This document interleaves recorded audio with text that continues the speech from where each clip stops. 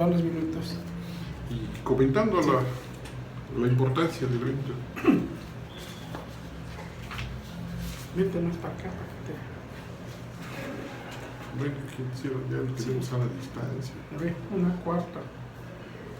Aquí te muy...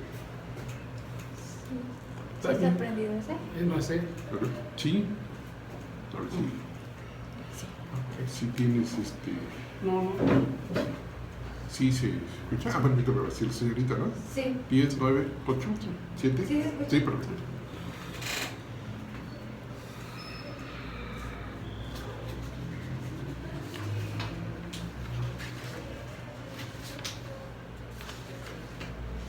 Yo regreso el templo. Sí. Un montón de notas. Ahorita les digo. Y bueno, los veracruzanos, ¿qué hicieron?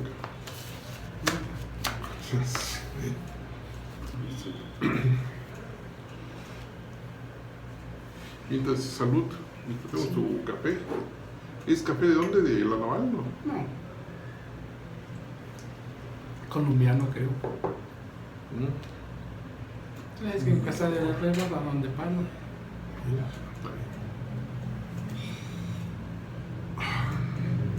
Tus micrófonos van a la consola y ahora la consola. Entren ahorita en 10 segundos.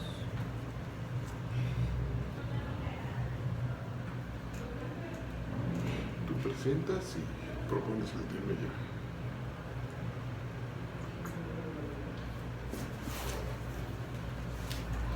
Ay, 10. Es que son 10 segundos. Vamos Ya a... van a entrar.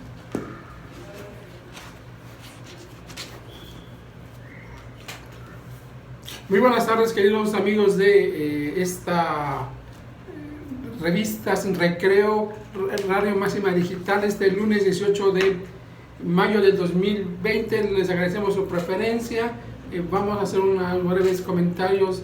Damos nuestro sentido pésame a la familia Reaño de Leo. Ayer falleció don Carlos Reaño Barradas, toda una institución en la charrería de Jalapa en los últimos 70 años. Falleció a los 85 años, esposo de Silvia de Leo, reina del carnaval, en 1954, y le sobreviven sus hijos María de los Ángeles, Dora Alicia y René. Un saludo fraterno a la familia Reaño de Leo por el fallecimiento de don Carlos. También hoy es el centenario del nacimiento de San Juan Pablo II. En Roma varios seminarios y forium. Y esta tarde me acompaña en esa cabina el economista Martín Blázquez, cronista emérito de Coatepec, o cronista en potencia, no sé cuál es el término correcto, pero dejémoslo en cronista. Muy buenas tardes. Y el próximo 21 de el día 21 de mayo se cumple el centenario del asesinato del presidente Venustiano Carranza. Mucha gente dice la muerte fue un asesinato, y para eso invitamos a Martín Blázquez, quien es coautor junto con Dionisio Pérez Jacome de estas dos obras sobre el constituyente del 17, dos obras que se editaron hace 4 años. 4 años, efectivamente. Y que son unos dos conocedores del pensamiento y de la obra política de Venustiano Carranza, que nació en 1859 y que va a ser asesinado en 1920, y estamos en el centenario de su asesinato. Así es. Muy buenas tardes, querido público de esta Radio Máxima Digital. Radio Max Digital, ya lo cambiaron. Máxima. ¿No? Revista sin recreo, ¿no? Para los amigos es revista sin recreo, ¿no? Ese es el punto, ¿no? Muchas gracias por la invitación, mi querido Ángel Rafael. Muy atinado tu iniciativa de que no pase desapercibido un suceso de hace un siglo justamente por cumplirse. Y que marcó la historia del Estado mexicano. El asesinato, la ejecución de un presidente de la República. Creo que es el único presidente de la Son República. en Son el dos, siglo XX. Son dos, Madero Bueno, Madero, efectivamente, y sí. Carranza. Esperemos que en el 21 y que, pueda. sí, que no haya ningún otro más, efectivamente. Pues, ¿por qué no? Sin comentarios, sin comentarios. Es relevante, sí, por ese solo hecho es de la mayor relevancia. Que fueron asesinados en el ejercicio de la En función el ejercicio pública del de presidente su cargo y justamente por el ejercicio de las facultades de su cargo. Quiero invitarte o que me permitas que al narrarle a nuestro público estos eventos pudiéramos tener siempre presente lo que hoy nos toca vivir. Hoy hay otras generaciones, es otro México volcado hacia el siglo XXI, con una perspectiva, con proyectos y un debate muy intenso en la vida política de todos los ciudadanos, no solo de partidos o protagonistas de la política, sino de todos. ¿Qué tendrá el año 20?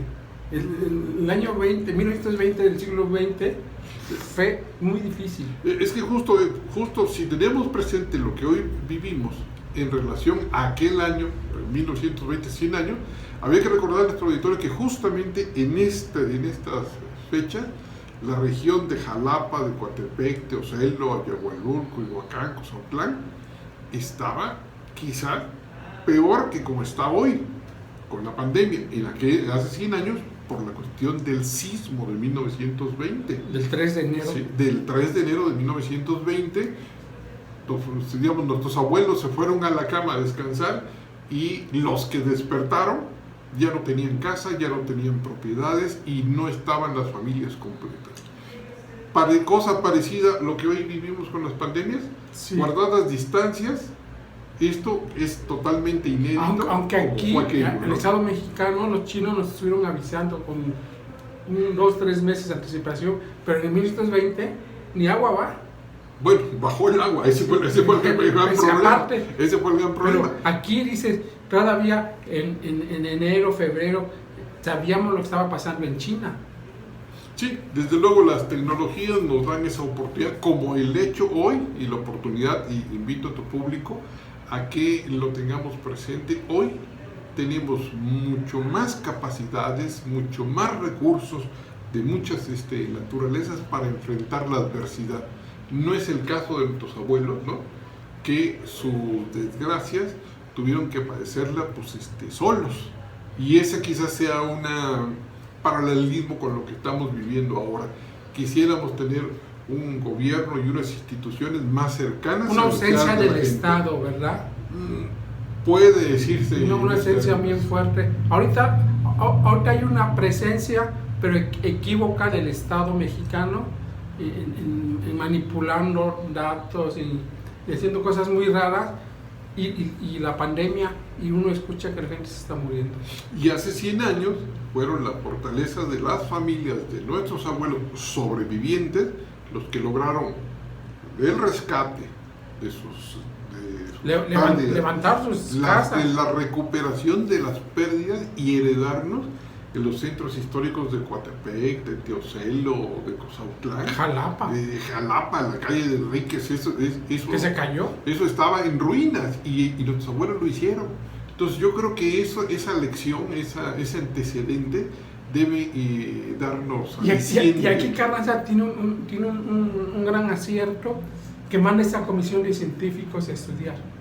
Justamente, sí, fue el gobierno federal a través del Instituto de Geología que mandó a los mejores científicos del momento para estudiar ese fenómeno del sismo que era inédito. Es la primera Todo vez. El mundo llamó la atención que lo que había pasado, no por el estremecimiento de la tierra, sino por la cantidad de damnificados, de muertos que hasta la fecha solamente contamos con estimaciones, por los que hoy están queriendo pedir cifras exactas de fallecidos, etcétera, ¿no?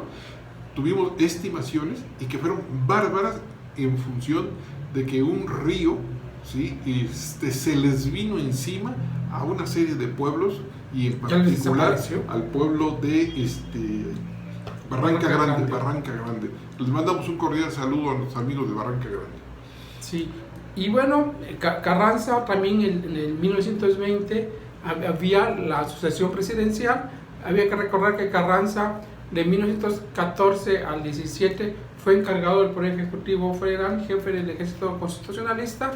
En 1917 hay una elección y es electo presidente constitucional ya para el 17, el 1 de mayo toma posesión, y para el 20 había que renovar, y Carranza no cumplió el arreglo con Obregón de ser el sucesor, y se saca ahí en la tómbola, ya había tómbolas, sacan a un diplomático, a Ignacio Bonilla.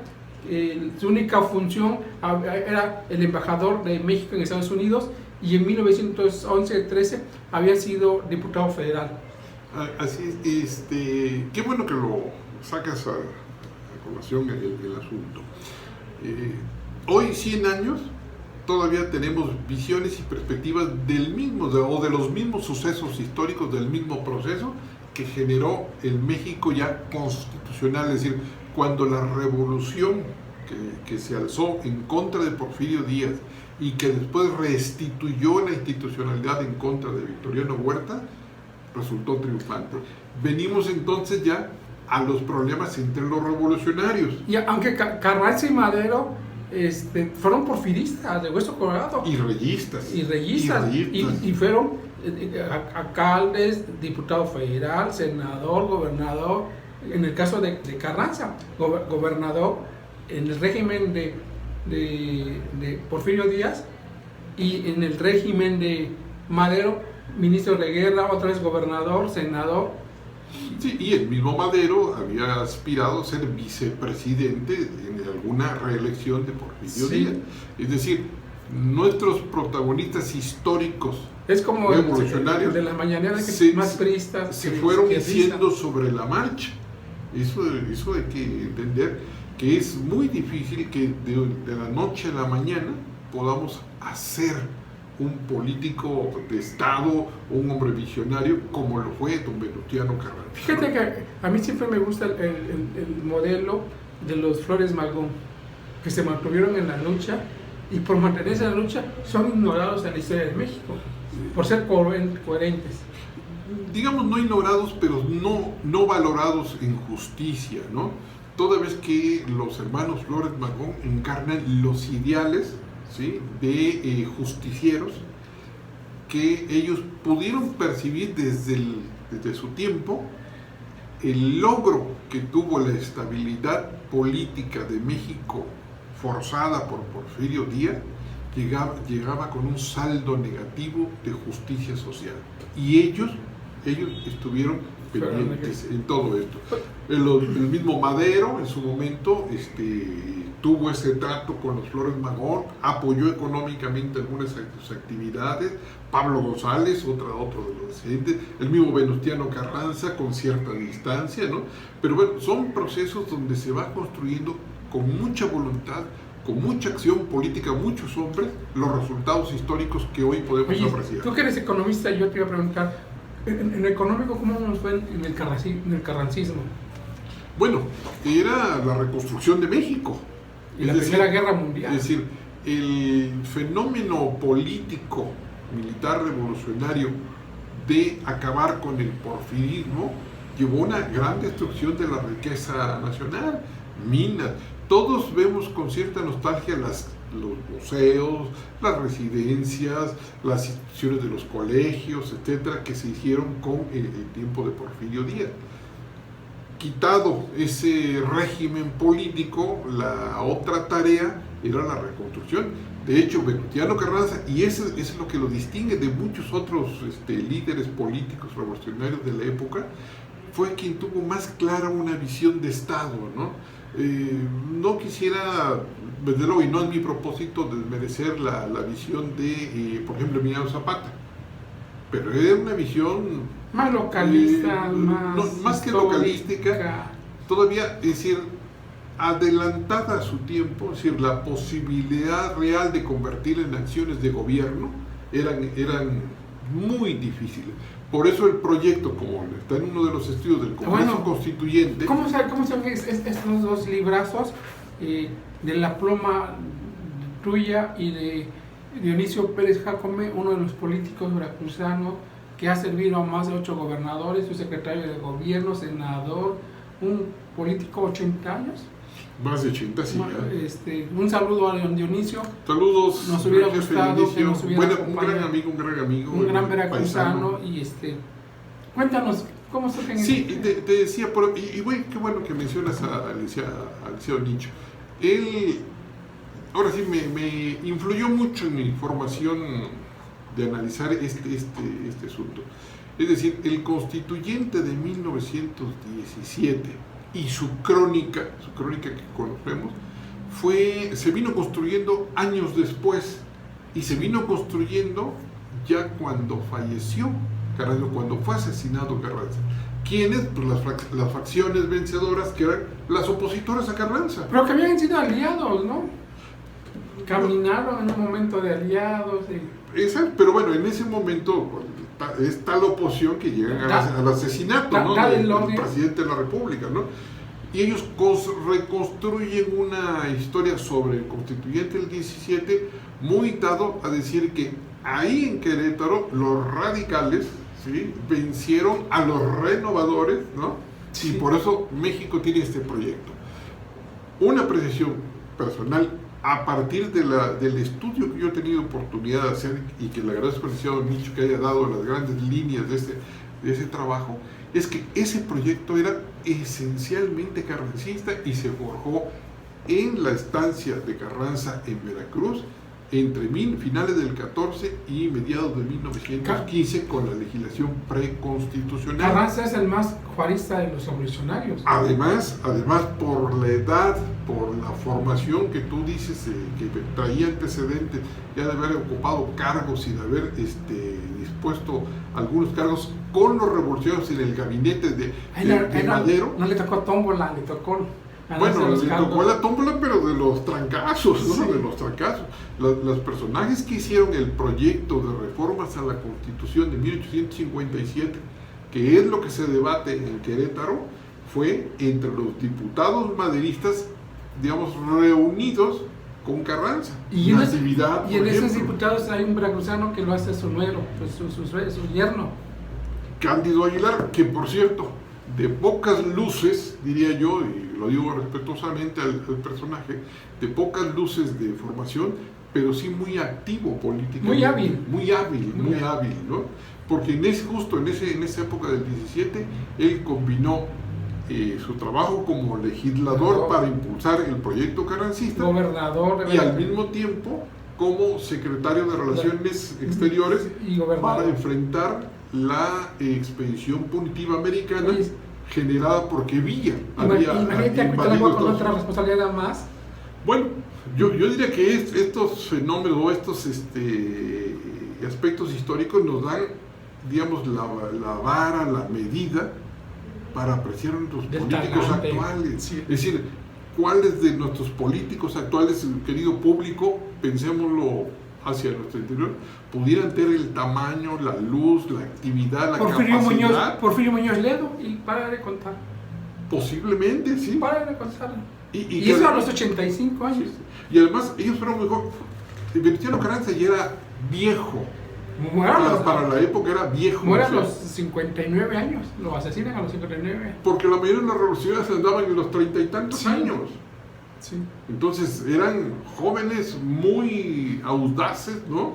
Muy vitales. Hoy a los 50 años sin esa experiencia. Hoy a los 50 años todavía siguen viviendo con sus papás. Por ejemplo, ¿no? No sé, quizás valga la pena que nos vayamos ubicando más al tema de cómo se hace desenlace que lleva, yo digo, a la ejecución del presidente de la República legalmente electo. Yo creo que el coraje de Obregón al no ser el designado, al no cumplir a la palabra del presidente para ser el candidato natural, yo creo que Obregón, ya ves que lo mandan a traer, lo quieren apresar y toda la cosa, y el plan de Agua Prieta, donde desconocen al Poder Ejecutivo Federal, y luego Carranza huye a Veracruz con la esperanza que su yerno lo reciba, y el yerno andaba chiflando pinole, no se sabe, no sabemos qué pasó con el yerno. Carranza, ese afecto a Veracruz, y esa seguridad que tiene a su yerno como gobernador en la plaza, y a la mera hora no salió, ¿no? Claro. Y desde luego es una forma así muy apretada como lo acabas de referir, ¿no? Pero, querido público, pensemos que los revolucionarios llegan al poder, dirimen sus diferencias en esa guerra de facciones entre el constitucionalismo y Nos vamos a un... Ok. Vamos bien, ¿verdad? 20 minutos. Mira, yo me traje esto, la prensa nacional. Estos eran los institucionales manejados desde el gobierno, el Demócrata, el Pueblo y el Excelsior. Estos eran los que estaban en medio o tenían otros aspirantes, el Universal con Pallavicini. Después Pablo González creó el suyo y Salvador Alvarado creó el suyo, ¿no? Finalmente se fueron cuando gana Obregón, y Obregón tuvo el Monitor República. Este es El último jalón.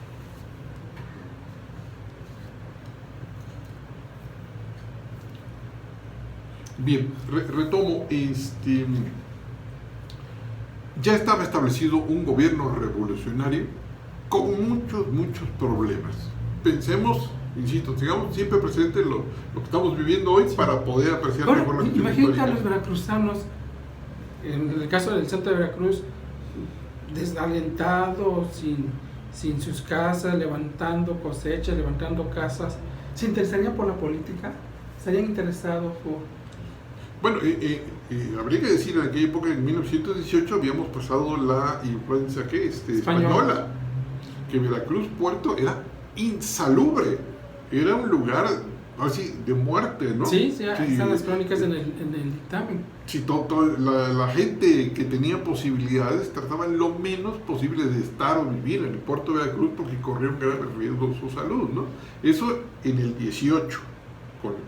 Con ese, encima en 20 el temblor, ya concretamente en esta región, devastado. Imagínense, si hoy nos quejamos de las deudas, imagínense en 1920 cuando te quedas sin casa, sin techo, sin cosechas, sin capital, ¿no?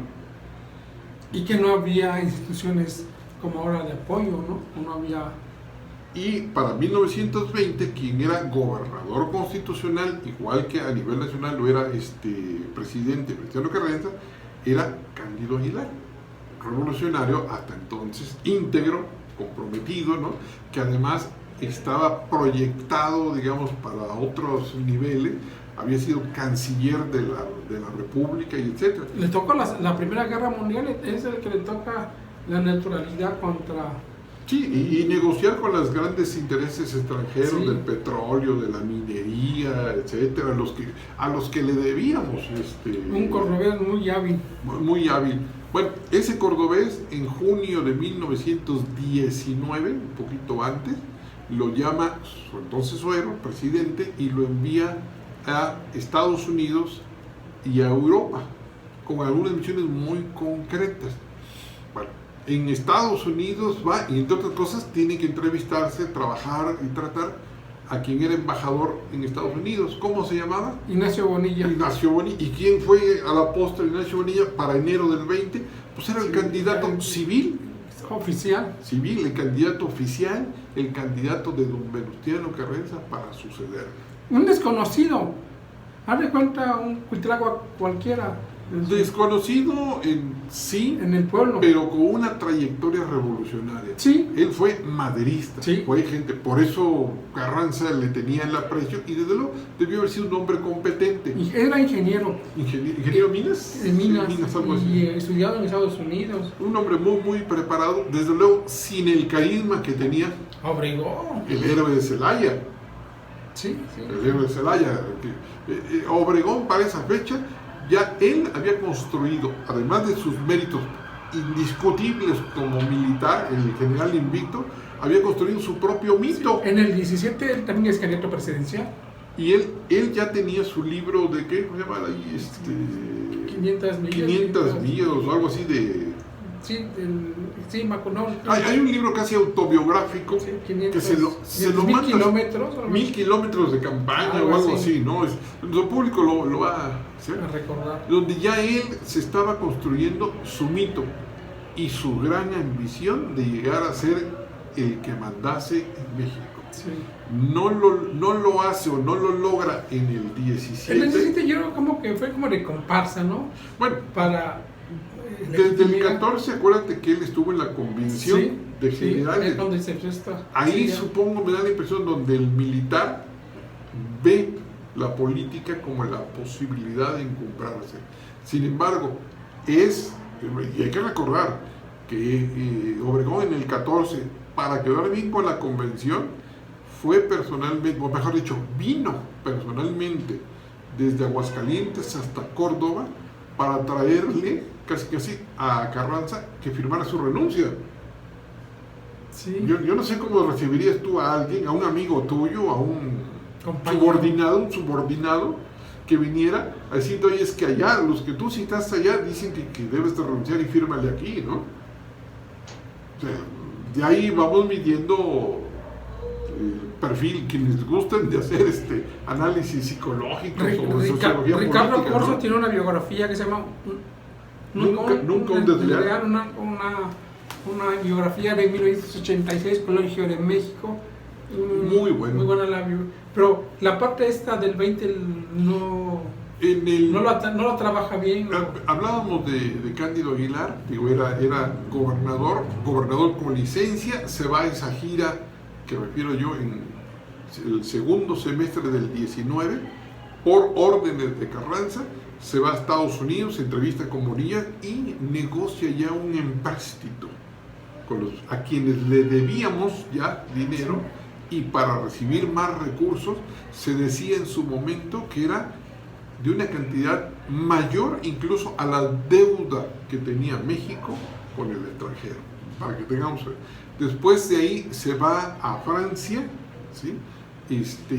Y de ahí va a Italia y se entrevista con los industriales más poderosos de la época, fabricantes de armamento. En 1919 acabamos de terminar la Guerra Mundial. Y no anduvo llorando que le hicieron prueba electoral en el 17. Él estuvo Y después regresa a Bélgica, y justo en el libro que dices de Nunca un desleal, ahí se hallan algunas informaciones donde solicita, y le he referido, grandes cantidades de dinero. La única explicación que tiene, no creo que haya sido fuga de capitales, diríamos ahora, ¿no? Sino era comprar ya estaba armamento, preparando, ¿no? el ambiente. Armamento, sí. ¿Por qué? Porque ya se veía presidente. a diferencia de nuestros tiempos, era el ejército revolucionario de aquella época, quien determinaba las decisiones políticas del momento, como se vio en consecuencia. Él regresa a finales del 19, insisto, era gobernador electo, constantemente dejaba sustitutos. Entre Jara y él. Exactamente, y además tenía el cargo también de jefe de operaciones militares, es decir, el mando directo de toda la tropa acantonada en el estado de Veracruz. Junto con el abuelo del que fue secretario de Educación, de Aurelio Nuño Mella. Ah, ok, sí, cierto, sí. Y oye, a mí lo que me gusta, dentro de todo este carrancismo, a mí me gusta cómo el imaginario colectivo designó un verbo que significa corrupción, ladrón, carranciar, ¿no? Viene un poquito antes de la lucha de facciones, cuando enfrentan a los villistas en el norte, y donde los pueblos, pues, llegan unos y dicen viva Villa, ¿no? Sí. Y llegan otros y viva Carranza. Entonces, unos u otros, el que llegaba después venía acusando a ese pueblo de haber sido simpatizante y le robaba todo. Mujeres, gallinas. Entonces, bueno, ahora sí. Pero como el imaginario colectivo hasta el día de hoy, para decir que me robaste, me carranciaste, ¿no? Sí. Y para aquella época, volviendo a estos fenómenos, el 1 de junio de 1919, Álvaro Obregón expide un manifiesto. Álvaro Obregón, insisto, se había construido así el mito del gran personaje, el héroe de Celaya, el salvador de la patria, y lanza un manifiesto donde se opone a que el presidente de la República intervenga en las elecciones, a que favorezca un candidato, a que no dé garantías, a que otros candidatos participen y a que use al ejército. Curioso, ¿verdad? Porque después, ya lo vimos en la elección del 20, en la del 24 y luego en la del 28, pues se sobregó él. En la actualidad, el que hace lo mismo. Aquel que criticaba el ejército en las calles y hace su decreto, ¿no? Exactamente.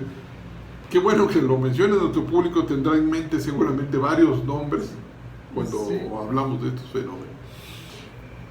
Bueno, así transcurre junio del 19, después Pablo González. Otro. Eran 3 militares así, renombrados en la época, ¿no? Y a Carranza también, en su gobierno matan a Zapata, a Felipe Ángeles, a Blanquez. Esa es la importancia de Pablo González. Fue un hombre revolucionario, maderista, fue en la lucha de facciones también leal al constitucionalismo, pero tiene esa mancha, ¿no? De que en el 19, al ser nombrado jefe de operaciones militares en el sur, que comprendía Morelos y Guerrero, fragua el asesinato a traición pero yo creo de que Emiliano Zapata. Yo creo que ahí, pero cuando he visto, bueno, el presidente de la República. Fíjate que qué bueno que lo tocan, porque, y de muchos de estos casos que estamos, todavía los historiadores no han logrado ser concluyentes. Sí, no se tiene ahí la evidencia. Sería de sentido común pensar que un evento de esa naturaleza pues debió haber sido informado, consultado, mínimo, ¿no? Si no es que autorizado, ¿no? Vamos a mover la pieza del ajedrez. Exactamente, ¿no? Ay, entonces nos comimos a Zapata y nos comimos a... Está documentado que Jesús Guajardo actúa en representación o en nombre o por indicaciones de Pablo González. Y Pablo González, él se sentía el que iba a ser el siguiente presidente después de Carranza. Él incluso jugó ese papel, ese rol, para decir: yo aquí estoy quieto, allá Carranza que se aviente, Obregón que se aviente porque es un revoltoso, pero yo soy muy leal al presidente y él me va a nombrar su sucesor. Bueno, y para eso, media el asesinato de Emiliano Zapata, falta aclarar ese tramo de hasta dónde Venustiano Carranza estuvo o no. Y el de Felipe Ángeles. El de Felipe Ángeles. El militar más puro, un militar. Que ese le tocó a Gonzalo Escobar. Sí. Que todavía cuidó un poco más las formas porque hubo un supuesto consejo de guerra. No fue una traición como la que hizo Bueno. Oye, y en 1920 tuvimos 3 presidentes: el constitucional, Carranza, el interino, Adolfo de la Huerta, y el electo, Álvaro Obregón.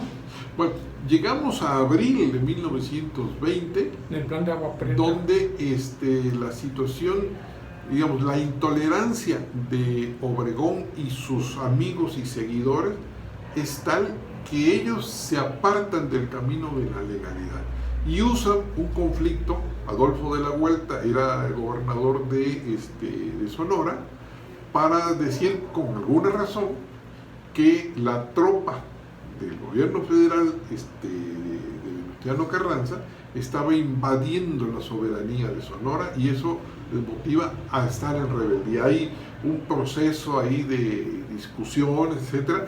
Hoy diríamos que un gobernador se iría a la Suprema Corte a dirimirlo, ¿no? En aquel entonces lo dirimieron a balazos, ¿no? Oye, ahorita me venía a la memoria Carranza en noviembre del 19, que era viudo, y a los 2 meses se casa con su amante. Así es, y bueno, Cándido Aguilar, cuando regresa de ese viaje que te digo, llega por Nueva York, no recuerdo, a finales de noviembre, diciembre, y viaja a Querétaro precisamente a visitar la tumba de su suegra. Sí. Y media otro asunto que tú dices de...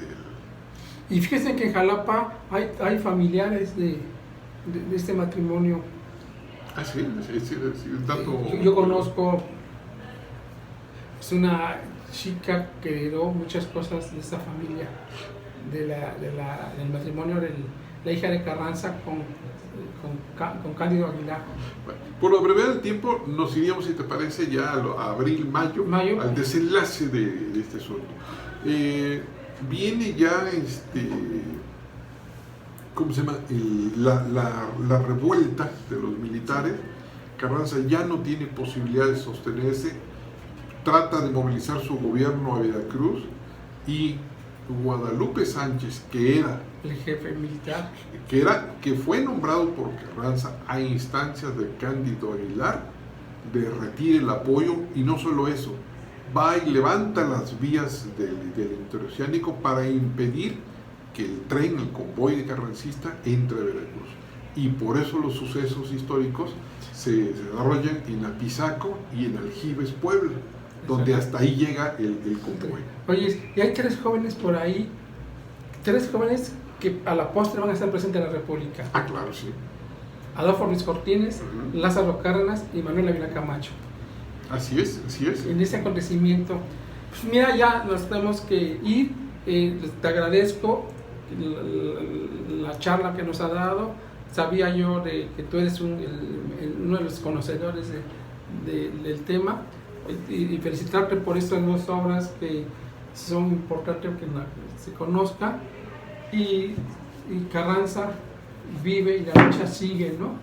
Así es. Un saludo al licenciado Nicho, que fue quien nos motivó a esto, y una atenta invitación a todo el público a que ojalá busquen, y hoy en internet tenemos muchos recursos, sí, información sobre estos sucesos, sí. De cualquier documento, libro que encuentren en internet sobre Tlaxcalaltongo, sobre Venustiano Carranza, sobre la ejecución, les va a dar luces y les va a permitir generar referentes para entender mejor lo que hoy nos toca vivir. Okay. Un saludo muy cordial. Agradecemos a Radio Máxima Digital. Saludos a los que nos van a escuchar en la repetición.